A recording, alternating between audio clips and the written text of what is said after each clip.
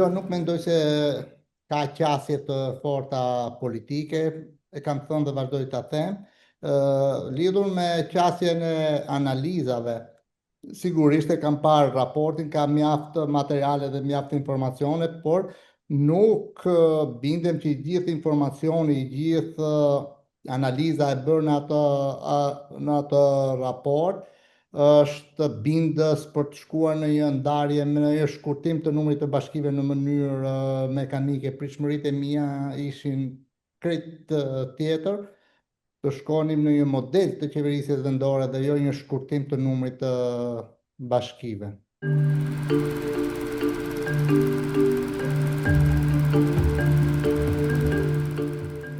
Sigurisht janë të dyja në eksperiencën time të gjatë që kam ndjek reformat të qeverisjes vendore në Shqipëri, por dhe në vendet e tjera, i gjithë problemi që kanë qeverit kur bëjnë reformat të tilla është para rezistenca komunitare, ndikimet sociale, perceptimet se çfarë do ndodhi nesër, humbja e historisë, identitetit, kulturës, traditës. Këto janë elementet e parë për cilën në Shqipëri kalojnë në rendin e fundit fare dhe pastaj futemi në këto qasje tjera, na duan bashkime të mëdha, bashkime performancë ekonomike, ai që nuk performon mirë mund ta shkurtoj me histori të kësaj natyre, duke i dhënë një kuptim bashkive sikur janë ndërmarrje biznesi, por në një shoqëri, në një shtet, në një kom, njësitë e qeverisje vendore janë krijuar historikisht si institucione, pra në sa më afër qytetarëve, t'ju krijosh mundësi qytetarëve për të qenë aktiv, për të qenë pjesëmarrës në procese vendimare, t'ju japsh atyre mundësinë të votojnë për të zgjedhurin që ju shërbej pranë tyre, pra ideja është jo ta dhe sidomos sot ka kaluar koncepti që duan bashki të mëdha me performancë ekonomike, por duan bashki që ju shërbejnë qytetarëve pavarësisht matësisë së tyre.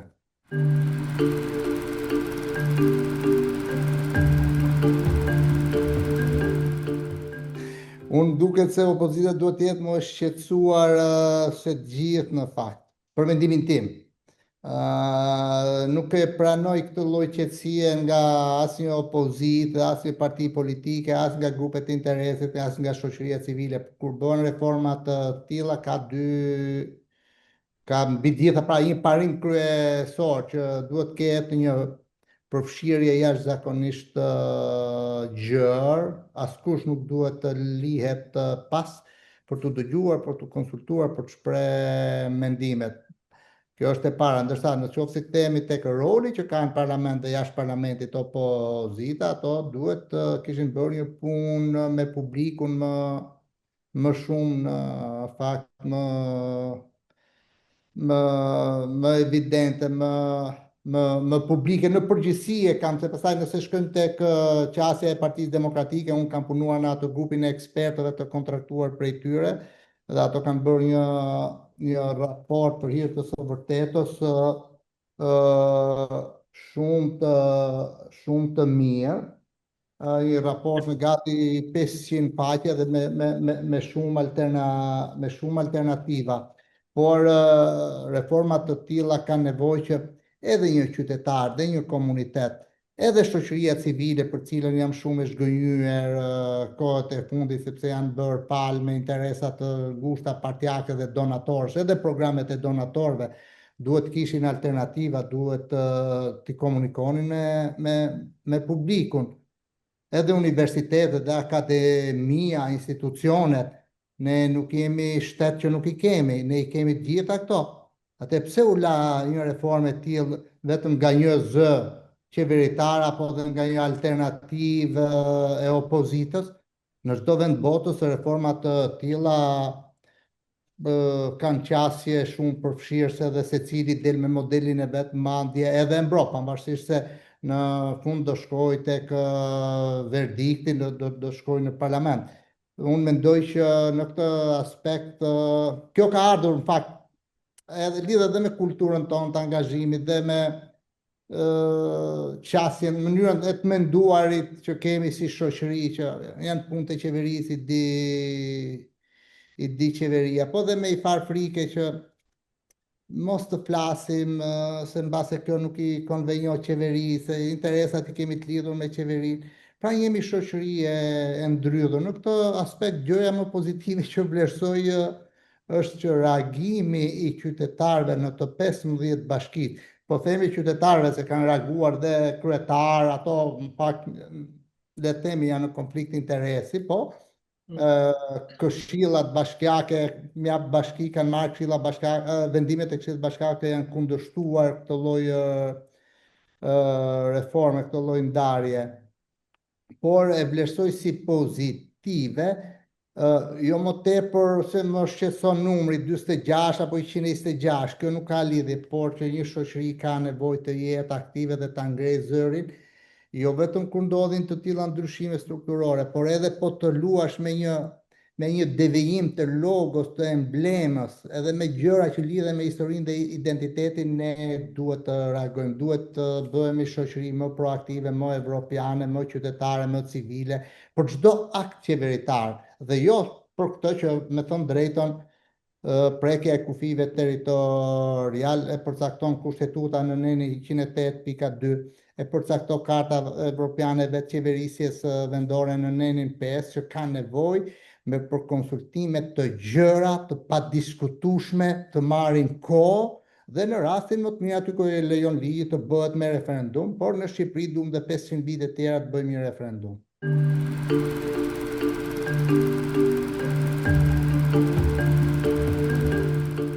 Nuk ka asnjë argument, as shkencor, as nga literaturat, as nga shkencat politike dhe publike. Është çështje menaxhimi, është çështje kuadri ligjor, mund ta bësh Shqipërinë edhe një bashki.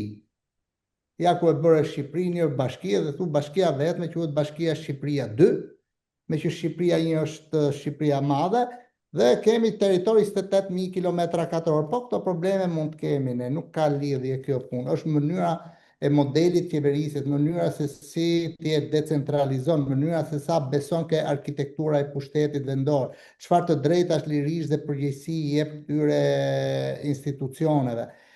E dyta, gjuha që është përdorur në fakt është e njëjta gjuhë që është përdorur dhe gjatë vitit 2013-2014 kur filloi kjo reformë, që thanë do t'i shkurtojmë 308 komuna dhe ja 10 bashkitë asaj kohe, sepse ulim eficiencë. Po cili ishte rezultati? Në ato kohë, sipas Ministrisë së Financave dhe ne si Institut për Bashkitë kemi raportuar në fakt që numri i punojësve në të gjithë trupën e 373 njësive të qeverisjes vendore deri në vitin 2015 ishte 21.500 punojës që pagunin taksa paguesit shqiptar.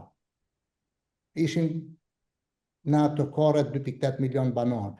Në fund të vitit 2025, sërish Ministria e Financave na informoi në komisionin parlamentar që numri i punojësve në të 61 bashkitë e Shqipërisë ishte 41.500. Sigurisht, unë kuptoj që një pjesë e këtij numri të punojësve është rritur si pasojë e transferimit të një seti të funksionesh në vitin 2016-2017 dhe më pas ka qeveria qendrore tek qeveria vendore.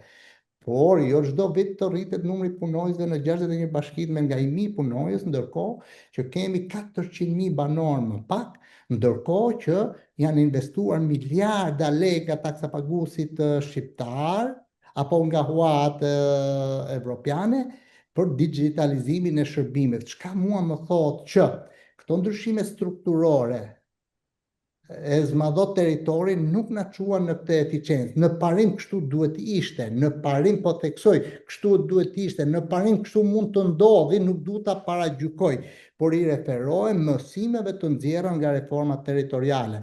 U tha që do kurseheshin 60 deri 80 milion dollar nga shkurtimi i numrit të punojësve, asistent, shofer, pra një seri, një kategori që vërtet edhe nuk duheshin dhe në ato kohë.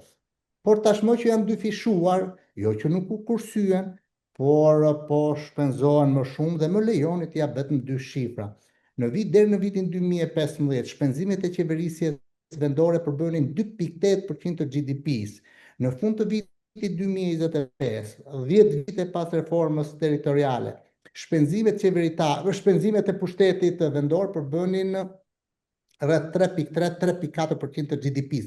Është rritur shumë mirë, por rritja nuk ka nga territori, rritja ka ardhur nga politikat fiskale, nga ndryshimi i politikave publike, nga ndryshimi i sistemit taksave, tarifat apo politikat fiskale.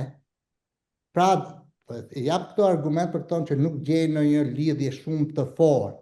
Në parim, ky është parimi i ekonomisë së shkallës, por në Shqipëri kjo nuk ka ndodhur. Unë nuk du ta paragjykoj që a do ndodhi me 46 bashkitë.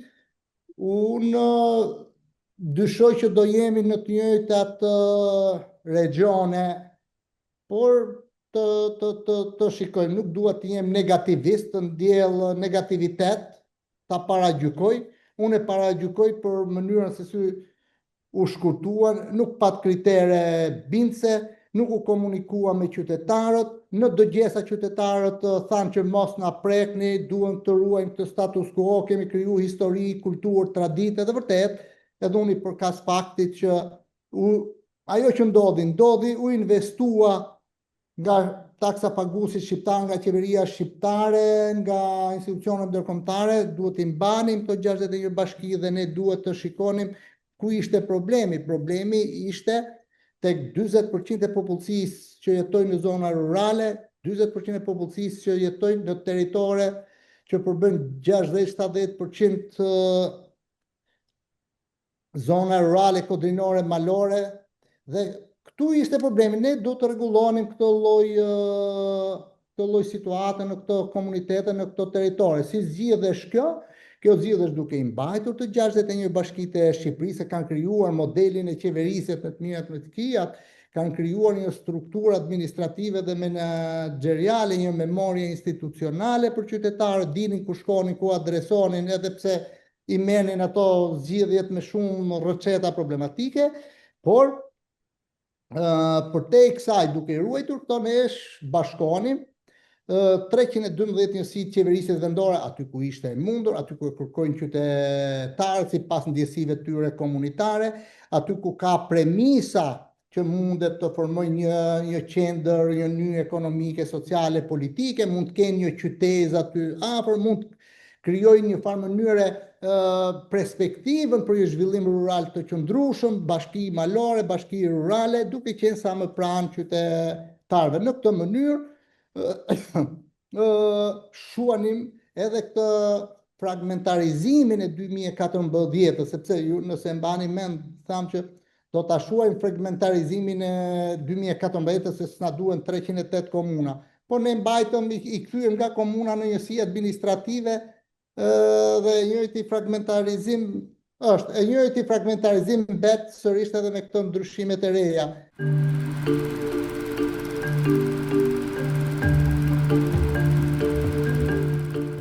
Ndaj në studimet e mia, raportet e mia, qoftë personale, qoftë në grupin e ekspertëve, qoftë edhe si Instituti Bashkive të Shqipërisë, me ekspertët tanë kemi propozuar kemi propozuar disa, po modeli më i thjeshtuar.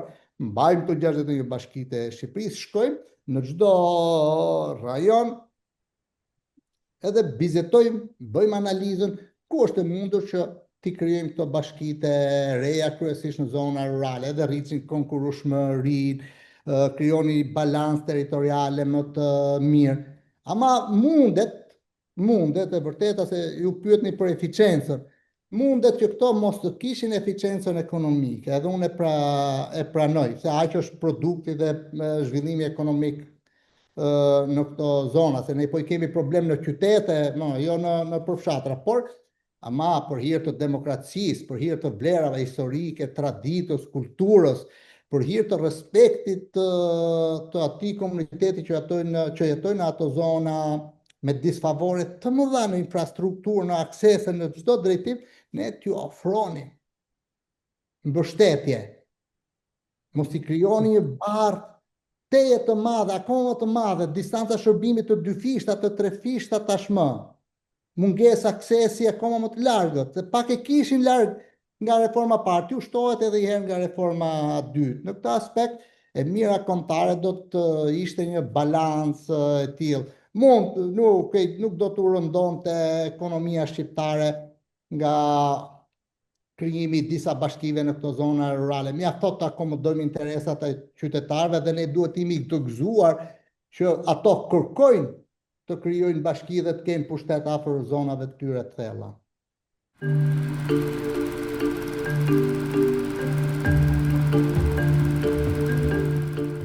Ti morim gjërat me radhë. E parë, nuk ka asnjë direktivë nga kapitujt e Bashkimit Evropian që përcakton se sa bashki duhet ketë një vend.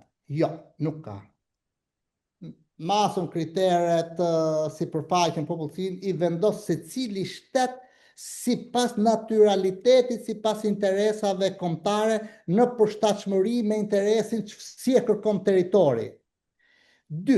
I vetmi dokument në hierarkinë e akteve ndërkombëtare që përcakton marrëdhëniet e pushtetit vendor me qeverinë, me parimet e subsidiaritetit dhe decentralizimit dhe autonomisë, është Karta Evropiane e vetë qeverisjes vendore. Në këtë rast, në nenin 5, ajo përcakton ndër të tjera, pra për ndryshimin e kufit që duhet ketë konsultime të gjëra, duhet shprehen qytetarët dhe institucionet lokale dhe ideale është referendumi, e tham.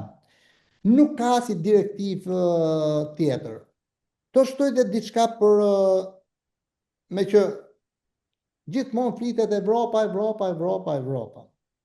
A i dini ju që numri popullsisë për njësi qeverisjes vendore në vendet e Evropës është rreth 6 deri 5.000 deri 6.000, se ajo luhatet në fakt.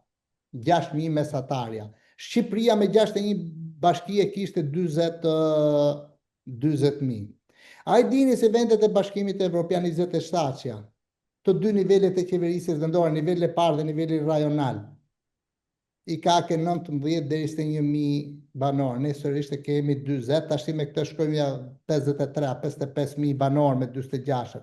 Pra pse i themun këto argument? Apo po shtoj që në Itali, Francë, apo në Kroaci ka bashki dhe me 300 banor, 500 banor, 2.000 apo 1.500. Pse i mbajnë ato? Sepse ato gëzojnë që ka interes të mbajnë logon, emblemen e tyre, identitetin e tyre, historinë e tyre, të kenë të zgjedhurit e tyre, strukturën e tyre, edhe minimaliste, ta them, edhe minimaliste, se pjesë e shërbime organizohen me mënyrat e tjera, me bashkëpunim ndërbashkiak, me nivelin e 2 rajonal, por mënyrën, emrin, historinë, identitetin, logon, emblemin, genin e mbajnë. Por shumë e rëndësishme kjo për një vend, edhe për një vend vogël si puna si Shqipëria, mbyll këtë, dhe ajta mbyllim gjithë tash dhe po ja shikojmë të mirat këtyre mbylljeve, sepse asgjë nuk na ka ndryshuar në terma ekonomik. Pra kjo është çështja e Bashkimit Evropian.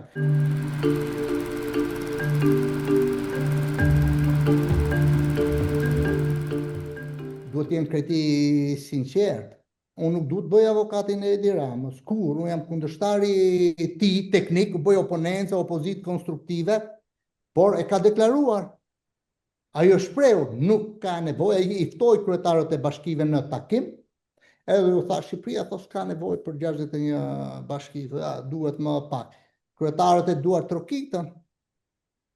Ku ka vend botës që kryeministrit i trajtojë para kryetarët e bashkive i merr në mbledhje, i trajton si barcit e tij? Kjo nuk ndodh, po kjo është çështje tjetër, e diskutojmë herë tjetër. Por kur ai e tha këtë, pse nuk u ngritën këto kryetarët e bashkive të thonë, po zoti kryeministër, cili është objeksioni juaj, na tregon çfarë do mbyllësh ti? Po ato e duar trokitën, ato e kanë duar trokit në takime, ato e kanë duar trokit në çdo rast. Ne ishim në dëgjesa, pse nuk u ngritën ato? Kryetarët, a jemi të kryetarët, tash i publiku si gjë tjetër, do ta them dhe për publikun. Ti thonin, zoti Mazdiku, tu ngreti kryetari Maliqit, apo i Dimalit, apo ç'të themi këtyre, apo i Kulturës. Ma thuaj publikisht, cili është projekcioni juaj për bashkinë e Kulturës? Unë jam i zgjedhur, jam qytetar, jam kështu, jam ashtu, le ti argumentonte si të donte, ma thuaj publikisht këtu, në takimin që kemi në Berat. Projekcioni maggiorancës i Partisë Socialiste për kulturën, për përmetin. Pse nuk e bëri kryetari? Unë jam i zhgënjur nga kryetarët. Edhe pse besueshmëria e tyre për ta kërkuar është në konflikt interesi se do ruajnë status quo-n e tyre, po kjo mua nuk më intereson. Ato përfaqësojnë atë komunitet, ato duhet ishin shprehur. Le të thonë sa duan ato, nuk e kemi ditë, se kemi kanë ditë, Rama ju ka thonë disa herë, qeveria socialiste e paton që ne kemi nevojë për më pak bashki, është tjetër punë dhe unë jam kritik për mënyrat se si arritën në 15, pse duhet kishin arritë dhe me 15 tjera. Por kjo është gjë tjetër, por jo se nuk e kanë ditë.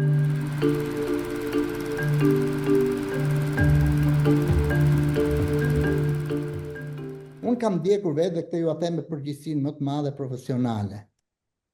Kam ndjekur 11 takimet rajonale që i bëni me bashkëkryetarët. Po politikisht dhe publikisht u ngrit ajo zhurma, e pati e honën e vetë, edhe pse tash dha aty për mënyrën se si u moderua, si u menaxhua, me pyetjet gatshme, përgjigjet gatshme, totalisht kritik dhe kam qenë kundër dhe jam distancuar nga veprimet të tilla. Unë dëgjesat publike i du të lira, të ndershme dhe të sinqerta, t'ju jap akses qytetarëve të përgjigjen. Unë ta pyes drejt për drejt, ai të përgjigjet ashtu si don ai. Megjithatë, pavarësisht gjitha këtyre, absolutisht asnjë qytetar nuk ka kërkuar të mbyllet bashkia Selenis. Kur? As Maliq, as Kultyra, as me Malia, apo as Fusharrës. Kur? Por ka pasur grupe të caktuara në të 11 qarqet, përveç qarkut të Gjirokastrës, ku as edhe një qytetar nuk kërkoi forma tjera riorganizimit ta ndryshonte këtë strukturën që ka Gjirokastra me 7 bashki. Në bashkitë e tjera ka pas propozime, thonin, po na krijoni Orikumin, Shëngjinin, na krijoni Novoselën, na krijoni bashkinë Voskopoj, edhe i sër bashkish të tjera. Ky ka qenë publiku, pra duhet të jem krejt i ndershëm me ju. Ama për kryetarët, se harrova ta them që parë në komision, kur janë ftuar për të dëgjuar në komision, e kanë mbrojt bashkinë e tyre si një bashki me arritje shumë të madhe. Por këtu bën gabimin politik kryetarët, e para që duke u përpjekur të argumentojnë para komisionit performancë pozitive, gjë që si ishte e vërtetë dhe këtë duhet ta pranojnë, që kanë probleme jashtëzakonisht të mëdha, por në këtë rast ti je titullar, ti je politik, ti nuk mundesh të kesh armën e fortë, argumentin ekonomik, performancën. Argumenti jot duhet të jetë më i kornizuar, më politik, më strategjik, më vizionar, ta lidhur me historinë, me traditën, me territorin, me i qasje më strategjike për zhvillim të integruar. Ne mund të bashkëpunojmë, mund të gjejmë forma për të zhvilluar, të thash. Dhe këmbgulja e tyre duhet ishte më e formës prerë dhe në komision që këto territore duhet t'i gëzojë ai komunitet për të cilën është diskutuar një herë me reformën e kaluar. Ky ishte do shikoja unë një leadership lokal. Jo thotë që kam mbledh shumë taksa, nuk kam marrë leks, kam zjarr fikse, këto gjërat kota. Në qoftë se shkojnë tek performancat, duhet të jemi sinqertë, performancat unë kam them vazhdimisht që qoftë ministri Mazdiku, qoftë ministri Demo kanë bërë në 2024 dhe në 2023, 2024 në raporte performance, dhe ato rezultonin që nga 61 bashki 50% e tyre nuk ishin dobët, pra nuk e kalonin klasën. Por ama kjo nuk më thotë që duhet mbyllnin 50% e tyre. Numrin e bashkive unë vetë nuk e lidh shumë me performancën ekonomike, se kjo është ekonomia shqiptare, kjo tipologjia, kjo struktura ekonomike të ardhurave, struktura social-politike e Shqipërisë dhe nuk kanë që të bëjnë dhe bashkit me farë mënyre. Por do ta lidhja ngushtësisht me element të tjerë, do ta lidhja kryesisht me element të tjerë që i shpjegum pak më parë.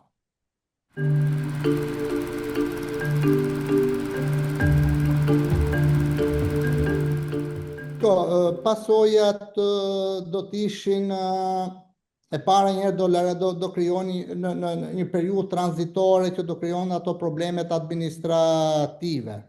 Sigurisht me kosto. Do krijoni problemet e marrëdhënieve midis qytetarëve të bashkive që shkrihen me bashkinë e re. Gjithë kjo burokracitë administrative do jeni një ngarkesë shumë e madhe, sigurisht për një periudhë tranzitore afattë shkurtër sa të bëhet shkrirja, menaxhimi, integrimi i një sistemi në një bashki të vetme. I problem tjetër pastaj që do të lindte ishte se çfarë do bëhet me bashkinë që mbyllet, si do konfigurohet ajo strukturë, çfarë funksione shërbimesh do të mbaj ajo, cilët shërbime qytetarët e prensit do i marrin në prensit dhe çfarë do shkojnë t'i marrin në librazh, si do jetë ndërveprimi i tyre.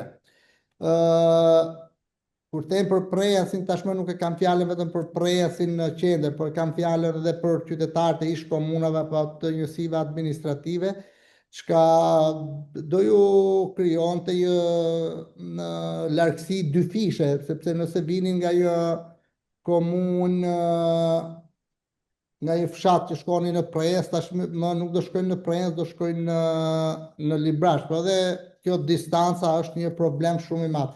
Pra, qoftë në aspektin